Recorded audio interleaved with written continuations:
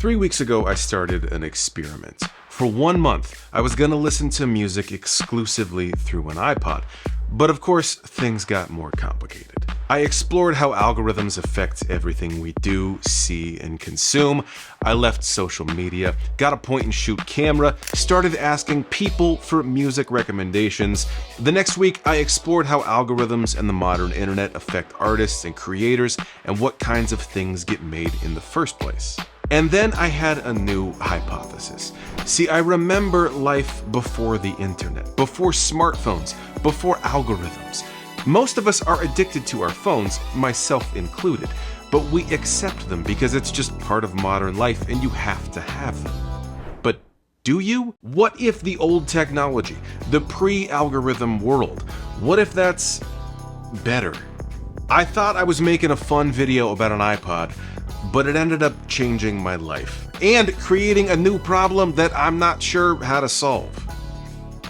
If you've seen the previous 2 videos, you know me. I mean, not just me, but week 3 me, where I'm at now. I don't know how this series is going to end because, well, none of this went how I thought it was going to go at the beginning. I have a few more things to show you that happened this week, week 3, and then I'll explain my problem. So I'm still rocking my iPod. I upgraded the pads on my headphones to get a bigger bass sound out of them. They sound amazing. Honestly, this iPod thing is easier than I thought it would be. I'm listening to more music, really great music. It's a more isolated experience on the iPod, and because I'm buying it, I'm really motivated to listen to it. It's slightly more inconvenient with the syncing and carrying another device around, but the positives are outweighing the negatives here. Being off social media has given me a ton of brain space back. I can think again. I'm taking pictures with this digital disposable style camera. It's simple and fun. I take the picture and I'm back in the moment. I'm also handwriting my research notes. My pocket notebook has other notes and to-dos, and this week I decided to go full dumb phone. Well, mostly.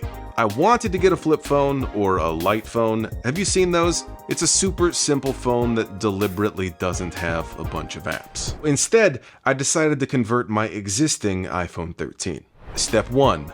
Delete every app other than Messages, Maps, Calendar, and Phone. Messages are the main way I communicate with my phone. Maps and calendars were necessary for my trip to Sonoma this week, and you can't delete the phone app.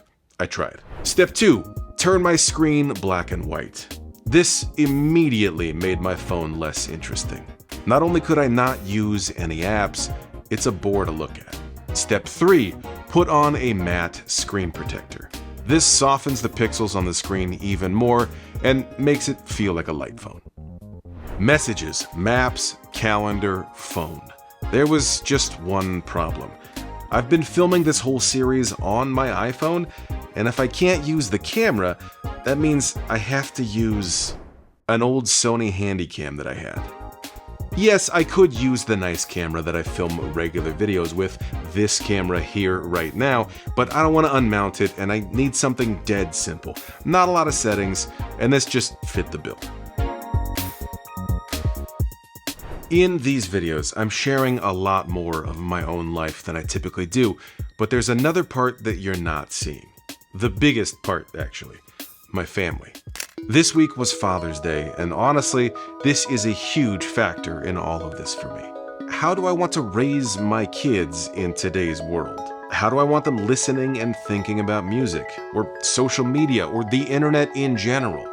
And with all of the huge internet shifts we're in the middle of right now, how do you balance everything? Or is that even possible? My son didn't know what an iPod was, but got used to it and how it works. He gave me a list of songs that he wants on my iPod, so he'll have something to listen to on the way to his piano lessons or trips to the park. Paw Patrol, sure. Yellow Submarine, Beatles, classic. Shake Your Pants, Cameo. Fela Kuti, that's my boy. The Two Guys, that's Robson Jorge and Lincoln Olivetti. My wife loved the iPod idea, so I bought her an iPod mini, the same one that she used to have. Though this one has a new battery and larger flash storage. The iPod modding community can get pretty crazy. But all of this has had me thinking lately, how am I going to raise my kids when smartphones exist? The internet, algorithms, all of recorded music history in your pocket at all times. The joys and horrors of humanity simultaneously existing in the palm of your hand. I caught myself recently in a dumb parenting moment. I hate the idea of raising an iPad kid, like my son just glued to a screen and unable to engage with the real world. But so one day, my son asked to watch a show or play on the iPad, and I said, no, we don't have a lot of time because we need to leave soon. We're not gonna do screens right now. And then proceeded to scroll through Instagram on my phone. It turns out I'm the iPad kid. So I'm going back. Dumb phone, no social media, no streaming music, everything as manual as possible. Your smartphone is constantly clamoring for your attention, but my Sony Handycam, it just shoots video. My iPod, it just plays music. My point-and-shoot camera, just photos. My notebooks, they're not trying to cross-reference and tag and organize, they just exist as my thoughts suspended on a piece of paper. And my typewriter? Oh, right, I got a typewriter. My normal videos require a lot of research, a lot of writing. I write everything out so I know what most of the video will be before I start filming. I use Notion either on my computer or sometimes on my phone between things. But writing requires a lot of thinking, and a typewriter is a fantastic tool for thinking. The keystrokes are violent and beautiful. The machine is a marvel of engineering. This one is from 1947 and sings like a bird. The chime at the end of the line is so satisfying. And it changes the way you write. There's something to be said about getting the words out of your head as fast as possible, but there's also something to be said for taking a moment and thinking, forming a sentence in your head, and then executing the symphony of text hammers to bring your thoughts immediately into the physical world. In a park with giant headphones on while people stare at you.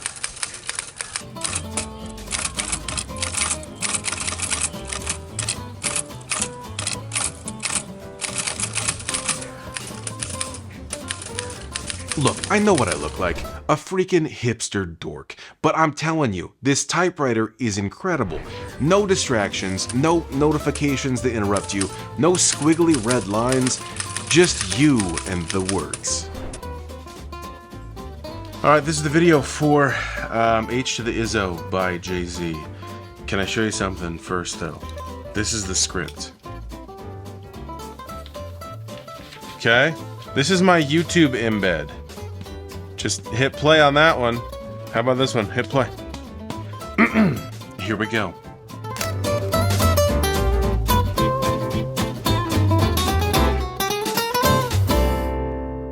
This week I went to Sonoma County, California for a gig with the same band I was with last week.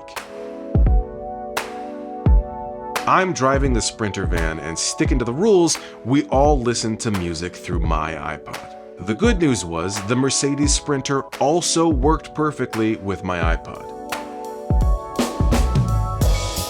I loaded in the album recommendations I bought from last week and we listened on the way up. This sparked many discussions about the music, the artist, their influences, their art. That is a wild statement! It's a good song. I'm not saying that it's bad. I'm just saying it sounds like T-Swizzle because T-Swizzle's basic. We can agree to disagree. That's fair. I love this song. It was a really great 7-hour drive listening and talking about music with friends before performing music with friends.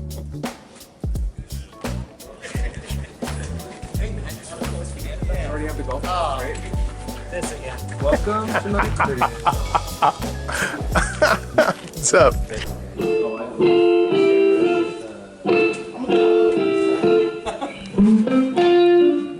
This guy gets it.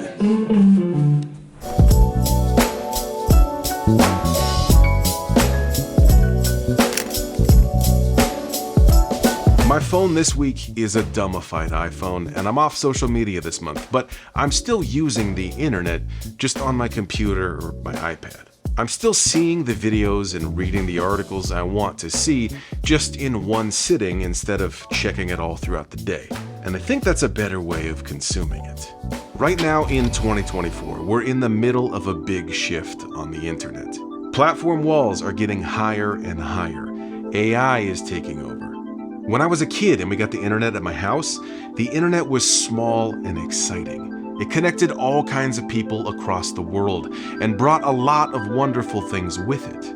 But now the internet feels big and boring. TikTok has taken over, not only as a social media app, but the concept. One algorithm to rule them all. It's not about following the creator, it's about consuming content. And there's always more content. I talked about this concept last week. As a content creator, you're not making videos, you're making content for Instagram. You're not making music, you're making audio content for Spotify. At least that's where they're trying to head. And now it turns out you're not making articles and websites for the open web anymore. You're making content for Google's AI. Google already muddied the internet with SEO, but has now just rolled out AI summaries, which promises to bring you the answer you want without ever having to go to any other website other than Google. In other words, they're keeping you on their platform as long as possible, just like everyone else. To understand this better, I called up Jason Kobler. He's the former editor-in-chief at Vice's Motherboard and is now the co-founder of 404 Media, a media company focused on how technology shapes our world. I wanted to ask Jason about what's happening with the internet right now.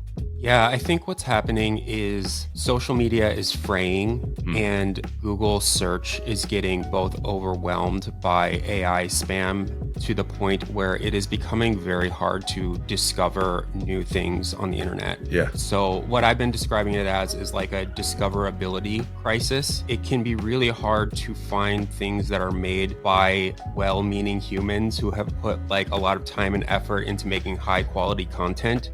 Yes. Because it's getting drowned out by commodified AI spam. And then also some stuff that's made by humans, but is created to like appease a search algorithm. It's so difficult to get to just the thing that you are looking for and the thing you're wanting to get to. So Google has spent decades directing people to websites. And one of the reasons that's worked for Google is because Google will have ads on its search page, but then most of the internet is monetized via ads that also are controlled by Google. They're very likely taking a cut of the ads that are shown on that website. Yeah. But increasingly, Google is trying to keep people on that search page with its snippets, with its AI answers, with the little click down like expanders that will show you more and more information that is kind of copy pasted from a lot of different websites. And so they're essentially cannibalizing traffic to these websites.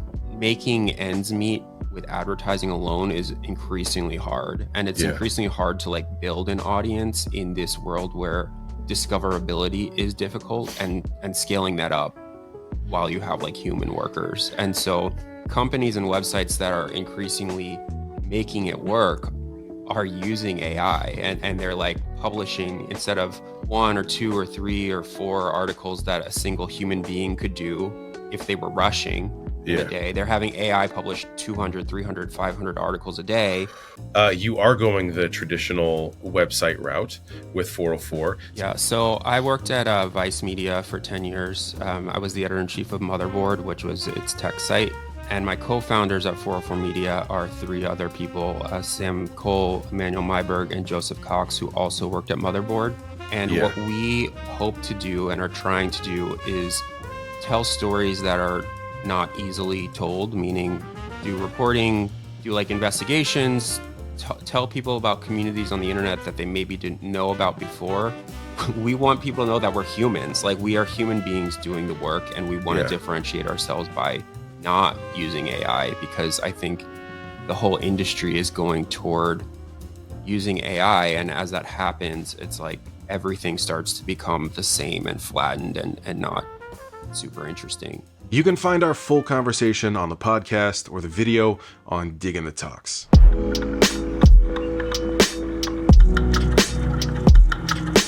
Over the last 3 weeks, I've run in the exact opposite direction of where everything is headed. Away from algorithms, away from AI, and away from the modern digital tools that we all take for granted as the best way to do things. By unbundling the music function out of my phone, I've regained control over the music I listen to. I've been enjoying it more, listening intentionally, getting great recommendations from humans, and supporting the artist directly in the process. Having an iPod is honestly not that much more inconvenient, and the benefits are huge. It's a net positive. Unbundling the photos out of my phone was a little more inconvenient, but the camera, it's easy to use, takes cool pictures, and I also have to use it much more intentionally. I have to take it out, turn it on, frame up the picture, and import it into my computer after. It's a lot of work, and with that comes a higher value and appreciation of the picture. Net positive. Unbundling parts of my social life out of my phone has been a win too. Social media really isn't that social anymore, but I've had more great conversations with actual people in person, over text, or God forbid on the phone than I have in a very long time. Huge net positive. Unbundling the email and internet and writing and everything else out of my phone, making it a dumb phone. This was a difficult transition. I would still instinctively grab my phone in any free moment I had, but it's not going to give me anything. I can call, text, look at a map, I guess, but that's it. I have to write stuff down to Google later, and then I have a specific time of day to check my email or browse, but then I'm done. But I'm also specifically seeking out higher quality sources, like subscribing to 404 or subscribing to multiple Substacks. My internet consumption is much more limited, but it's much better. The typewriter I used is from 1947, and as you move forward in time, as technology progresses, it all gets simpler, smaller, and bundled together. But each time this happens, we lose a little bit of richness. Sure, it's more convenient on your phone, and it basically does the same thing, but not quite. But you continue to do this over years and years, bundling things together, losing a little bit each time, and we get to where we're at now. Addicted to our phones and addicted to low-quality content that's just trying to keep us more addicted. And these platforms, as I talked with Jason about, they're eating their own tails. We're packing all of this into one device and not stopping to ask if this is actually the best way of doing things, or what it's doing to our well-being in the long term. What we've done is made a digital Swiss Army knife. Swiss Army knives are great because it's multiple tools all in one. You got scissors, a screwdriver, a knife, the corkscrew, whatever you want in there. But think about it. If you're mounting a shelf, are you gonna grab the Swiss Army knife or a full-size Phillips head screwdriver? If you're wrapping a Christmas present, do you want to use the little scissors on your Swiss Army knife, or do you want to use a real pair of scissors? The knife on there is very handy, but if you're cooking a 4-course meal, you're probably going to want a full-size chef's knife instead of the Swiss Army knife. Swiss Army knives are great, but sometimes the actual tool is better for the job. And how many tools do you need? Does anyone really need the one with 100 functions or whatever? Now imagine if this Swiss Army knife sent you notifications.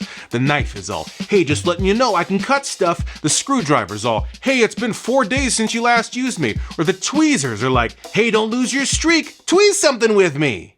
And then now the Swiss Army knife is getting AI. You get my point. Some things are better unbundled.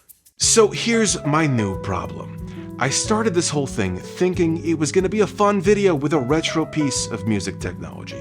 But then I kept going, and kept going. In running in the opposite direction from algorithms and AI, I've run backwards in time through over 75 years of technology. I've used older tools for listening and making music, writing, photography, art, news and media, and making social connections. And I guess, I thought it would be an interesting thing to watch, oh, look at the crazy guy with the iPod and the typewriter. And I am honestly thinking about these things and reevaluating what tools I use and why, but in the back of my mind, I've been thinking, cool, when the month is over, I'll go back to using my iPhone, back to Spotify, back to regular life. But what I didn't anticipate is how much better life is.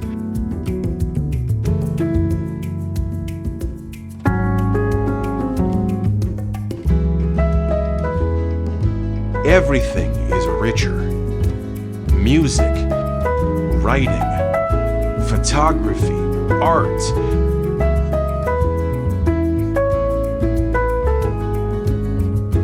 By dumbifying my iPhone, I'm a better husband, I'm a better father, I'm a better person.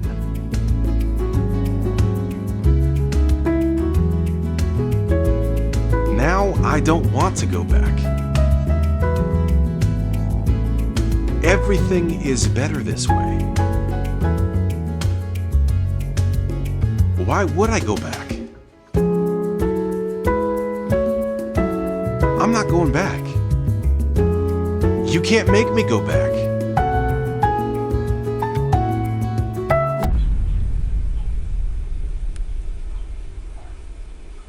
Nothing is certain except death, taxes, and laundry. It's always the laundry. I don't know how I didn't see this coming. My apartment complex has one washer and dryer, and it requires a smartphone app. There's no way to pay with cash. I can't just not do laundry. I have to reinstall this app. It's not just the laundry, though. These past few weeks, I've gotten so many texts from friends that are links to articles or videos or Spotify songs that I can't do anything with on my phone. I can check them on my computer, but since I'm not doing Spotify or streaming music, I can't open those links at all. I want to get a real dumb phone, but it'll require major life changes. Yes, it really is better, but the rest of the world doesn't operate this way. So many things require apps now, or it's at least much more inconvenient to not use the app. So now I genuinely don't know what to do. I've dug myself deep down into a hole, and it turns out I really love it down here. But I'm being pulled back to the surface, and I don't want to go back. Life is better this way, even if it's harder in some ways. Some of the older tools I've used are a better way of doing it, but some modern technology is required. I have one more week left in this experiment, and I not only don't know how it will end next week, I don't know what I'm gonna do after it's all over. Hey, it's week 4 for me. I think I figured it out. I gotta do a couple things first, including something I never thought I'd do, but I'll tell you about it next week. See you then.